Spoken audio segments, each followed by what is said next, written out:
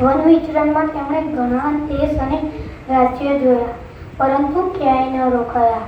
અરે, આપણા માટે જે ગુજરાત સુધી પણ આવ્યા! ખરેખર આપણા પુણ્યનો પાર નથી. શ્રીજી મહારાજને સર્વોપરી સંપ્રદાય સ્થાપવો હતો, એ માટે તેમણે ગુજરાત પસંદ કર્યું. તેમને સર્વોપરી જ્ઞાન આપવું હતું, એ માટે તેમણે ગુજરાતી ભાષા પસંદ કરી. એ તો ખૂબ જ મોટી વાત કહેવાય. વાહ વાહ, આપણું ગુજરાત ધન્ય કર્યું શ્રીજી મહારાજે. ફર્યા 7 વર્ષ 1 માસ, 11 દિવસ વનવાસ.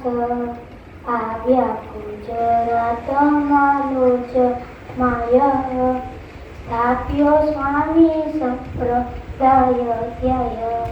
21 વર્ષની ઉંમરે ગુરુ રામાનંદ સ્વામીએ નીલકંઠ વર્ણીને પીપલાણામાં દીક્ષા આપી.